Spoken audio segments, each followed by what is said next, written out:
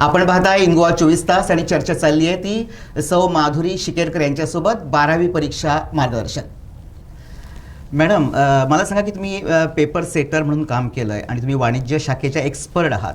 तर हे जे विषय आहेत वाणिज्य विषय म्हणजे अकाउंटन्सी, बिझनेस स्टडीज म्हणा किंवा OC-SP, तर यांचा अभ्यास करताना मुलांनी कोणती काळजी घेतली पाहिजे? मार्क्स मुलांना कुठे म्हणजे गमावू शकतात, अशा शक्यता असते, याबाबत काय सांगा? हां, तर काय आहे, आपण इथे पण टेक्स्टबुक मी सांगेन, टेक्स्टबुक जरूर वाचा.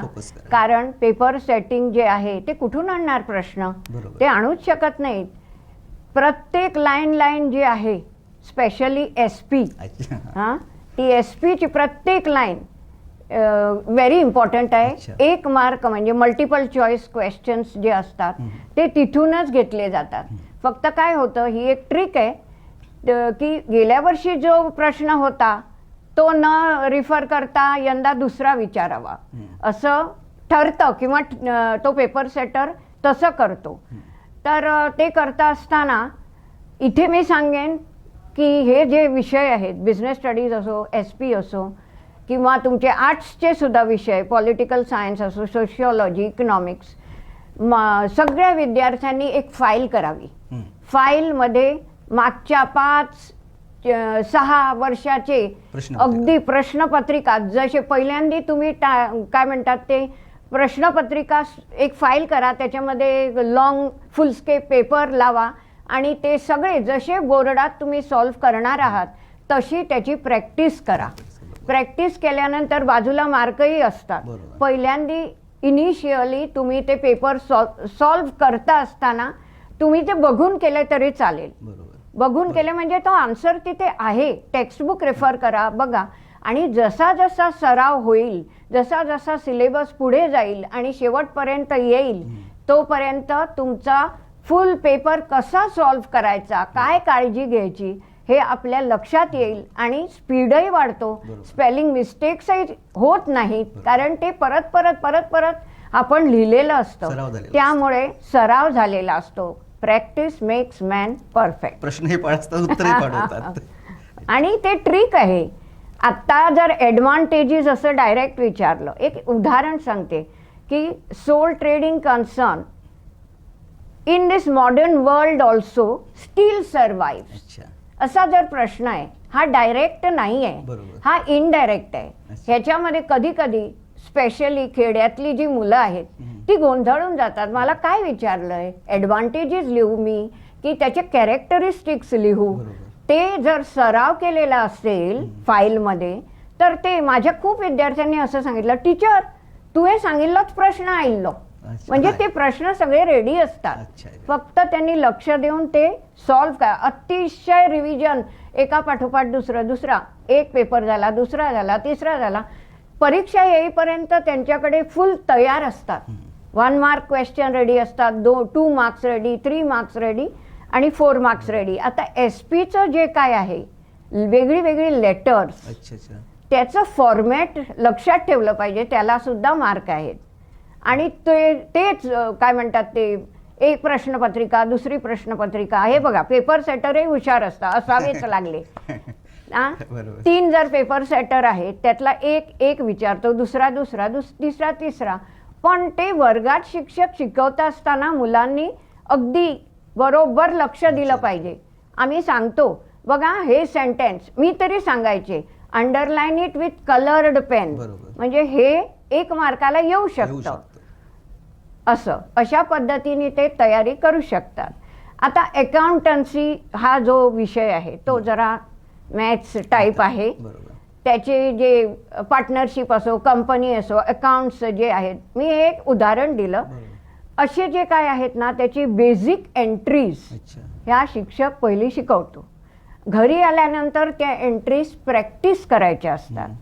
एखादा जर अवघड प्रॉब्लेम आला तर तो हायलायटरने हायलाइट करून लिहून ठेवायचा. परत रिव्हिजन करताना तसंच प्रॉब्लेम आलं तर आपण काय केलं होतं, काय ट्रिक वापरली होती, कसं आपण ते सोल्युशन काढलं होतं, हे लगेच लक्षात येतं.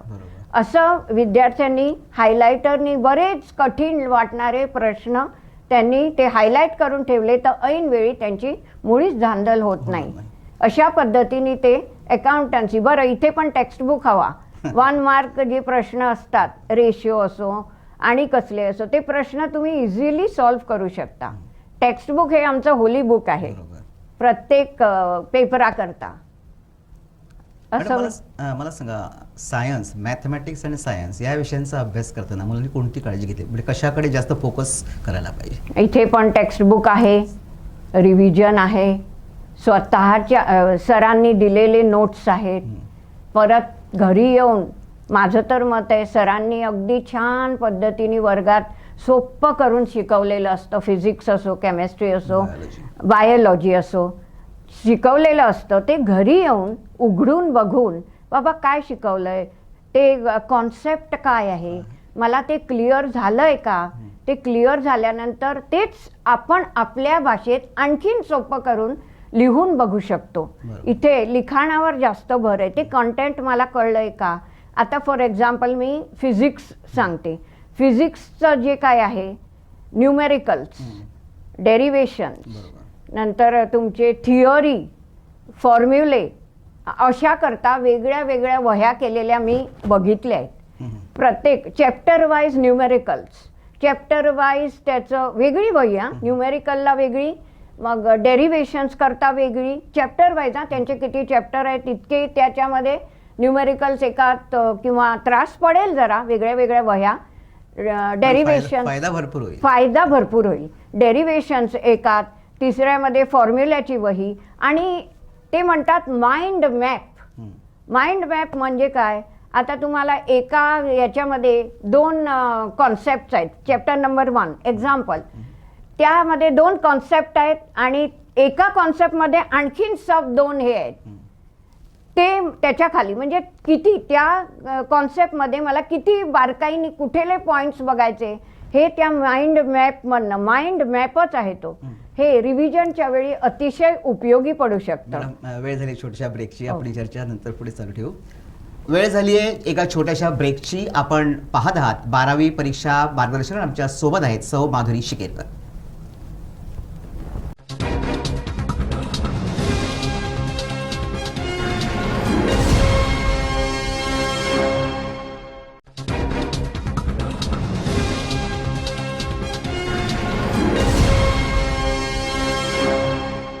मित्र, आपण पाहताय 12वी परीक्षा मार्गदर्शन आणि चर्चा चालली आहे ती सौ माधुरी शिकेरकर यांच्यासोबत.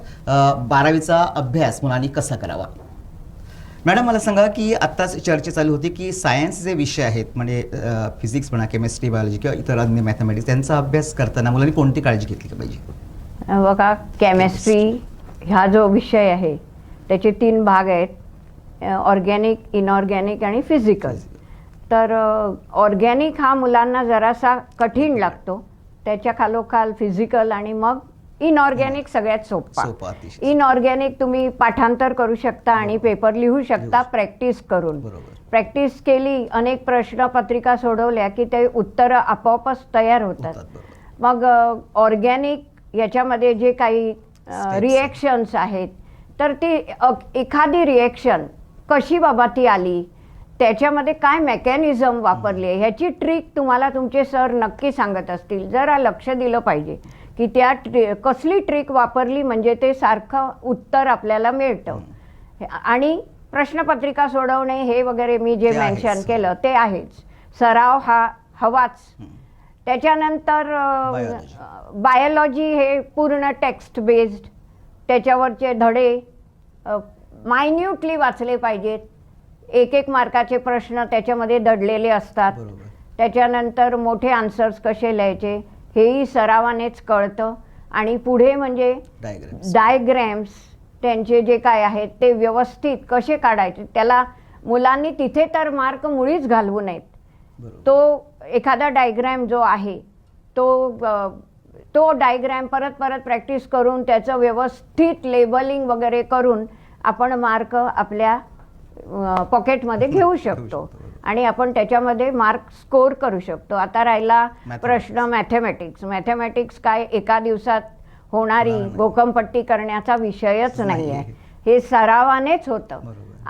आज जे काही शिकवलंय ते गणित येऊन घरी त्याचं कॉन्सेप्ट कळलंय का, त्याचा फॉर्म्युला काय आहे, कुठला फॉर्म्युला मी कुठे वापरणार, तो फॉर्म्युला चार्ट करून आपल्या अभ्यासाच्या ठिकाणी लावला आणि तो वरचेवर आपल्या दृष्टीस पडला आपणच तर पाठ होतो. आपणच तो पाठ होतो आणि तो फॉर्म्युला कुठल्या चॅप्टरच्या कुठल्या गणिताकरता मी तो यूज करणार आहे हे आपल्याबरोबर लक्षात येतं. त्याच्यानंतर वर्ड प्रॉब्लेम जे आहे त्याचं इंटरप्रिटेशन व्यवस्थित झालं पाहिजे. ते काय बाबा विचारलंय मला या शब्दात, मी काय अपेक्षित आहे माझ्याकडनं उत्तर, असं त्यामध्ये आपल्या लक्षात येतं. मार्क्स पाहून मुलांनी तशी उत्तरं हां. लिहायला पाहिजे. पण एक हो. मार्क असेल तर जास्त उत्तर लिहून उपयोग नाही. नाही, ते गायडन्स त्यांना त्यांचे दिलेलं सर असतं. नक्कीच देतील. प्रत्येक जण आपल्या आपल्या मुलांना सेफगार्ड करायचा प्रयत्न करतो हे मी माझ्या अनुभवाने. अनुभवाने सांगते. त्यामुळे ती आयडिया फक्त लक्ष देण्याची गरज आहे. माझं जे ध्येय आहे ते विचलित होऊ दे, मन विचलित होता कामा नये. मी त्या ध्येयाकडे लक्ष देऊन वर्गात जे काय शिकवतात ते अगदी बारकाईने ऐकून त्याची मी घरी येऊन प्रॅक्टिस Practice केली करावी. पाहिजे. प्रॅक्टिस करता असताना सुद्धा त्याला वेळ आहे. तुम्ही दुपारच्या वेळी जर गणित घेऊन बसलात ते व्हायचं नाही. डुलकी येणार. पहाटे उठून तुम्ही फ्रेश आहात, झोप झालेली आहे, त्यावेळी तुम्ही जर असे अवघड जे काय तुम्हाला अभ्यास करायचा आहे ते तुम्ही त्यावेळी केलं तर ते बरोबर लक्षात राहतं. राहतं. असं पण प्लॅनिंगमध्ये आपण इन्क्लूड केलं पाहिजे टायमिंग त्या विषयाचं. मॅडम मला सांगा, अभ्यास करत असताना आहार आणि निद्रा या गोष्टीचं अतिशय महत्त्व आहे. मुलांनी आपला आहार आणि निद्रा याकडे कसं लक्ष दिलं पाहिजे आणि पालकांनी सुद्धा कसं लक्ष दिलं हा पाहिजे? पण एक फार महत्त्वाचा मुद्दा आहे आपल्या विद्यार्थ्यांच्या दृष्टिकोनातून. विद्यार्थ्यांनी जसं आपण मन शांत ठेवलं पाहिजे असं तरच अभ्यास होतो, तसंच योग्य आहार घेतला तर व्यवस्थित पेपर लिहू शकतो. नाहीतर खूप अशी उदाहरणं आहेत जी ऐनवेळी खूप अभ्यास करूनही विद्यार्थी थोडीशी चूक केली आहारात निद्रेत तर ती परीक्षाच त्यांना ते देऊ शकत नाहीत. अशी पण उदाहरणं आहेत. धावाधाव होते, याला काय झालं असं परीक्षेच्या सेंटरवर सुद्धा होऊ शकतं. त्यामुळे विद्यार्थ्यांनी ही आहाराची जरा काळजी घेतली पाहिजे. त्यांनी जे त्यांना आवडतं ते सध्या लांब ठेवलं पाहिजे. जंक फूड नाही, ऑइली फूड नाही, फ्राईड नाही, मसालेदार नाही, ज्याच्यामुळे त्रास होईल होऊ शकतो. असं काहीही त्यांनी घ्यायचं नाही. आता बाजारात सध्या एनर्जी ड्रिंक नावाचा धुमाकूळ चालू आहे. पण ते एनर्जी आमच्या विद्यार्थ्यांना कितपत मिळेल ह्याचा जरा शंकाच आहे. बरोबर. त्या वाटेलाही त्यांनी जाऊ नये. सात्विक घरचं ताजं अन्न त्यांनी घ्यावं अशी मी प्रत्येक विद्यार्थ्याला सांगू इच्छिते या बाबतीत. आणि पालकांनी कोणती काळजी घेतली परीक्षा काळात मुलांबरोबर वागत असताना किंवा असं? हां, पालकांनी हे पण महत्त्व आहे बघा. आपली 12वीची परीक्षा म्हणजे एक टीम वर्क आहे. ज्या टीममध्ये पालक आहेत, विद्यार्थी आहेत, शिक्षक टीचर आहेत आणि मित्रमैत्रिणी सुद्धा आहेत. बरोबर.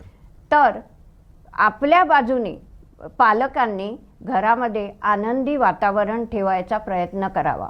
सारखं तो विद्यार्थी करतोच आहे, तो स्वतः स्ट्रेस्ड आउट आहे, त्याला भयंकर टेन्शन आहे, तो दाखवत नसेल पण तो he is under going tension.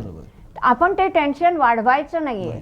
आपण ते कमीत कमी त्याला टेन्शन आपण बघतोय तो काय करतो, फक्त लांबून लक्ष द्या की तो काय करतोय, तो योग्य करतोय की नाही. कधी कधी त्याला पॅम्पर करा, जवळ जा, त्याला म्हणा, पाठीवरून हात फिरवा, याची खूप गरज आहे.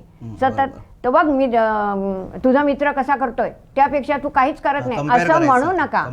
असं म्हणू नका. असं जर तुम्ही म्हणत राहाल तर त्यांनी केलेलं सुद्धा तो विसरेल आणि असं निगेटिव्हिटी त्याच्यामध्ये निर्माण होईल. तो असं वाटू शकतं अरे मी इतकी खटपट करतोय कोणाला दिसतच नाही.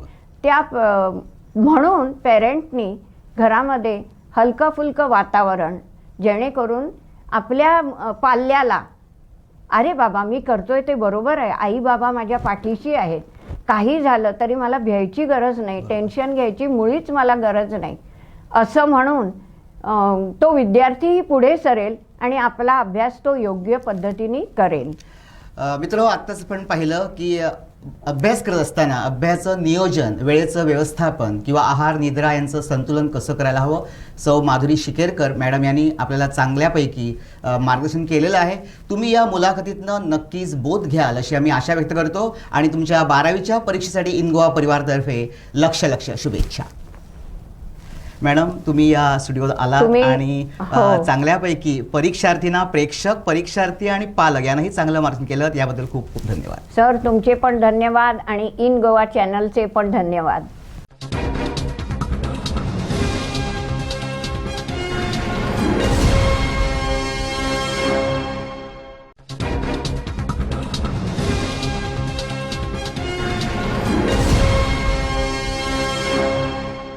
सौ माधुरी शिकेरकर या शिरोडा उच्च माध्यमिक विद्यालयाच्या सेवानिवृत्त अध्यापिका आहेत.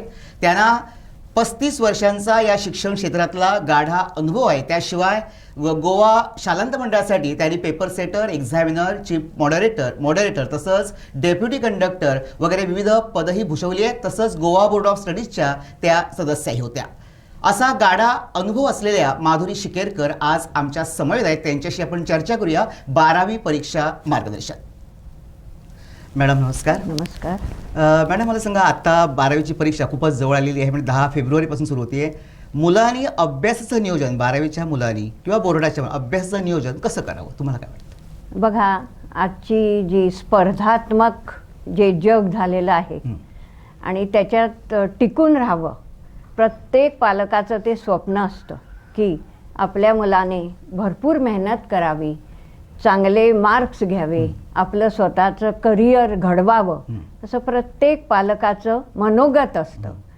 मग त्यांना माहीत असतं की आज जी कॉम्पिटिशन आहे, जी स्पर्धा आहे, त्या स्पर्धेत सगळेजण धावतायत, प्रत्येकजण मेहनत करतोय, तर आपल्या पण पाल्याने अशीच मेहनत करावी, कष्ट घ्यावेत आणि ही परीक्षा पास होऊन पुढील जे काही त्यांचं करिअर आहे ते व्यवस्थित घडावं असं प्रत्येक पालकाला वाटत असतं. विद्यार्थी पण काही मागे नाहीत, ते पण मेहनत करतात, ते पण काय म्हणतात ते या स्पर्धेत उतरायला ते तयार आहेत. पण ते तुम्ही जेव्हा मेहनत करता ती मेहनत नियोजनबद्ध असली पाहिजे, प्लॅनिंग असायला, आपण ज्याला इंग्लिशमध्ये म्हणतो प्रॉपर प्लॅनिंग. त्या प्लॅनिंगनुसार त्यांनी आपल्या मनात एक ध्येय ठरवलं, मला 70% घ्यायचे, मला 80%, आपल्या कुवतीनुसार प्रत्येकाला त्याचं जजमेंट असतं. तर ते करता असताना त्यांनी नियोजन केलं पाहिजे, प्लॅनिंग केलं पाहिजे. त्यांनी ठरवलं पाहिजे की मी सकाळी उठल्यापासून रात्री झोपेपर्यंत मी माझा वेळ कसा खर्च करणार. ते मग मिनटाचं असो, तासाचं असो, सेकंदाचं असो, त्याने त्याचं एक व्यवस्थित टाइम टेबल केलं पाहिजे. असं करता असताना त्यांना अनेक अडचणी येऊ शकतात, पण कागदावर उतरवताना त्यांनी ते प्लॅनिंग व्यवस्थित आपल्या इच्छेनुसार, काही त्यांना विषय जे असतात ते कठीण लागत असतील, काही त्यांना सहज समजत असतील, त्या याच्याप्रमाणे आपल्या हार्डशिपप्रमाणे कसं आपल्याला काय हार्ड लागतंय, काय कठीण लागतंय, ते पहिली प्रायोरिटी देऊन त्याच्याकरता मी किती तास दिवसातले देणार. त्याच्यानंतर सोपे सब्जेक्ट असतात, त्या सब्जेक्टमध्ये मी कशा पद्धतीने प्लॅनिंग करणार हे त्यांनी ठरवून ते कागदावर उतरवायला हवं. नियोजन त्यांचं व्यवस्थित असलं पाहिजे. मिनटाचं, सेकंदाचं, वर्षभर ते काय करणार आहेत ते आपण त्याला म्हणतो मायक्रो प्लॅनिंग. तसं प्लॅनिंग त्यांनी करायचं आणि ते करतात पण. आणि जे करत नसतील ते आजपासून करायला लागतील. असं सगळं केलं. कधी कधी काय होतं, आपण नियोजन केलं तर कधी कधी आपण असं धरलेलं असतं, रे अमकं फंक्शन आहे, त्या दिवशी घरात गोंधळ असेल तर मला तो वेळ नाही मिळणार. तो आपण मायनस केलेला असतो, पण कुठेतरी ते होतं आणि आपल्याला वेळ मिळतो. आणि कधी कधी आपण ठरवलं हा दिवस खूप चांगला आहे, हा मला पूर्ण मिळणार, तिथे गडबड होऊ शकते. तर असं ते मायक्रो प्लॅनिंग करून विद्यार्थ्यांनी ते आपण जिथे अभ्यासाला बसणार आहोत त्या ठिकाणी असं ते टाइम टेबल चिकटवून ठेवावं. त्याच्यामुळे आपल्या लक्षात येईल, अरे बापरे इतके वाजता माझा हे ठरलं, इतके वाजता माझा हा अभ्यास ठरला, इतके वाजता माझी प्रॅक्टिस आहे, किंवा मी अर्धा तास रिलॅक्स होणार आहे, कुठे वॉकिंगला जाईन, किंवा मी मैदानी खेळ खेळीन. असं पण आहे त्या प्लॅनिंगमध्ये की कशाला, all work and no play makes Jack a dull boy. म्हणून थोडंसं त्यांनी आपलं मनोरंजनाचं ठेवलं, काहीही चालतं, मग वॉकिंग चालतं, जॉगिंग चालतं, काही त्यांना रिलॅक्स वाटेल असंही त्यांनी थोडा टाईम आपल्या टाइमटेबलमध्ये ठेवला पाहिजे. आणि असं नियोजन केल्यानंतर अभ्यास करायला आपल्याला बरं पडतं, आपला अभ्यास शिस्तबद्ध होतो. बरं, नुसतंच प्लॅनिंग केलं म्हणून नाही, त्याची अंमलबजावणी. आता तुम्ही ते टाइम टेबल भिंतीवर चिकटवलंय, नुसतंच चिकटवलंय तर त्याचा काहीही फायदा नाही. तुमचं ध्येय आहे हे लक्षात ठेवलं पाहिजे. माझं ध्येय आहे, मला 70%, 80%, 90% घ्यायचे आहे, तर ते नुसतंच कागदावर उपयोग नाही, त्याची अंमलबजावणी म्हणजे त्याचं इम्प्लिमेंटेशन त्यांनी केलं पाहिजे, कष्ट घेतले पाहिजेत. आणि ते करता असताना आळस उपयोग नाही. मॅडम मला सांगा, भाषा विषय जे आहेत, भाषा विषय, हो. त्या भाषा विषयांचा अभ्यास परीक्षार्थींनी किंवा विद्यार्थी कसा करायला हवा? हां, तर भाषा जी आहे, टेक्स्टबुक जे लावलेलं असतं, आता भाषा मग मी हिंदी मराठी दोन्ही सांगते, इंग्लिश पण त्याच्यात येऊ शकतं. तर टेक्स्टबुक जे प्रिस्क्राईब केलं आहे, आता भाषेचा अभ्यास, किंवा मी मराठी घेतलंय, हिंदी घेतलंय, म्हणजे काय, तर मला त्या भाषेचं ज्ञान असायला हवं, किंवा मला ती भाषा शिकायची आहे. त्याचं रीडिंग स्किल असो, रायटिंग स्किल असो, त्याच्यातून आपल्याला ते मिळतं. म्हणजे रीडिंग स्किल, जो पेपर जो येतो, टेक्स्टबुक प्रत्येक बोर्ड प्रिस्क्राईब करतं. आणि हा टेक्स्टबुक म्हणजे आपलं होली बुक. मी पेपर सेटिंग केलेलं आहे. कुठलाही शिक्षक किंवा पेपर सेटर टेक्स्टबुकच्या बाहेर जाऊन सेट करू शकत नाही. जसं विद्यार्थ्यांना मर्यादा आहे, तसं पेपर सेटरला सुद्धा मर्यादा आहेत, त्याच्या तो बाहेर जाऊच शकत नाही. म्हणून मुलांनी व्यवस्थित वाचलं पाहिजे. म्हणून विद्यार्थ्यांना अगदी अपील आहे माझं, त्यांनी टेक्स्टबुक, मग ते मराठीचं असो, हिंदीचं असो, इंग्लिशचं असो, थरली वाचलं पाहिजे. शब्द आणि शब्द वाचला पाहिजे. मॅडम, ब्रेक झाली का छोट्याशा ब्रेकची? ब्रेक नंतर आपण चर्चा पुढे बरोबर. मित्र आपण पाहता इनगोवा 24 तास आणि चर्चा चालली आहे ती 12वी परीक्षा मार्गदर्शन, आणि आमच्या सोबत आहेत सौ माधुरी शिकेरकर. ही चर्चा मी पुढे अशी चालू ठेवणार आहोत. कुठेही जाऊ नका, पाहत राहा इनगोवा 24 तास.